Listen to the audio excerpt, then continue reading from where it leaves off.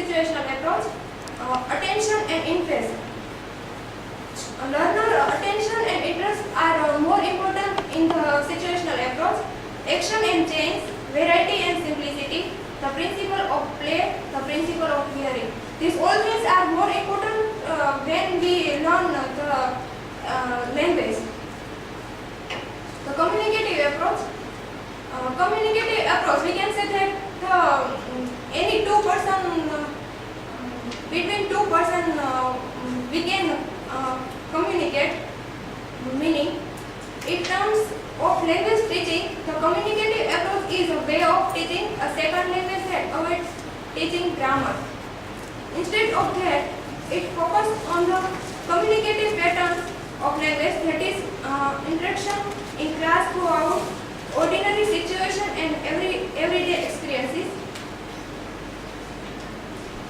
Here I present some points in communicative approach.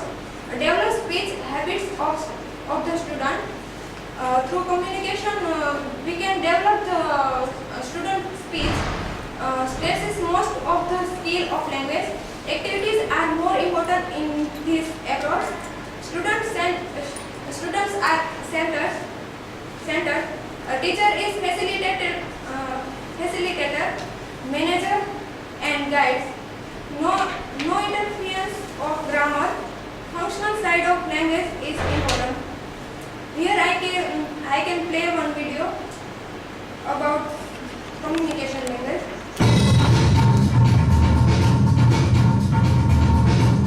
Communicative language teaching is an approach that represents a philosophy of teaching that is based on communicative language use.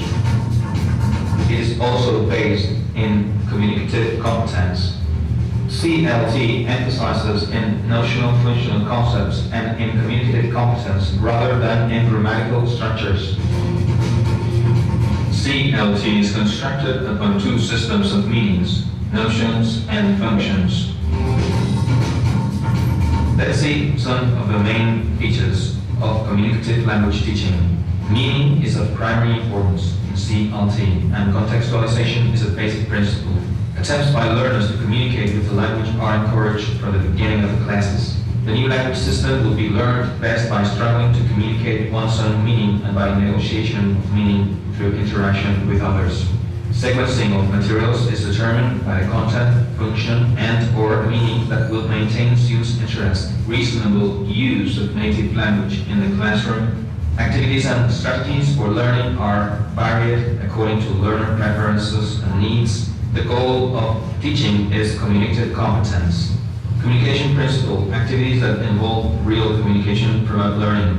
Task principle, activities in which language is used for carrying out meaningful tasks promote learning. Meaningfulness principle, language that is meaningful to the learner supports the learning process. Learning activities are consequently selected according to how well they engage the learner in meaningful and authentic language use.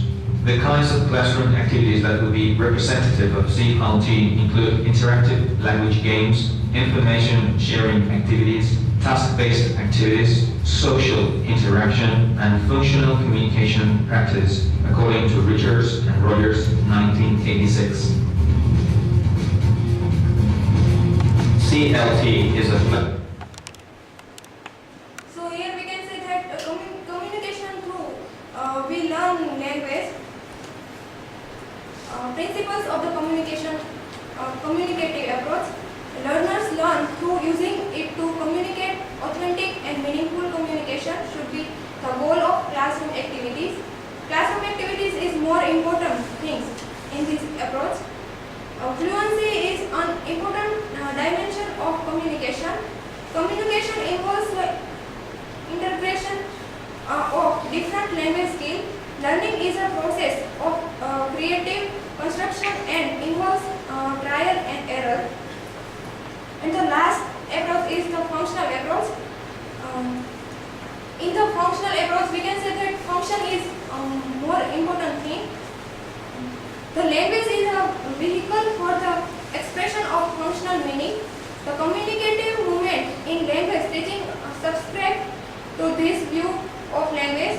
The English for specific purposes movement likewise begins not from a structural theory of language, but from a functional account of learners' need. Here we can see one chart. The task needs, group needs, and individual needs. These three things are more important for functional approach. In the group needs, we can say that we include something: communication, team building, motivation, and discipline. And task needs, we can include settings, objectives, planning tasks, allocating of responsibilities, setting performance standards. And the other things, individual needs, we include some things: coaching, counseling, developing, motivating. So here I conclude my point. We can say that language is a skill, and through this approach we can learn easily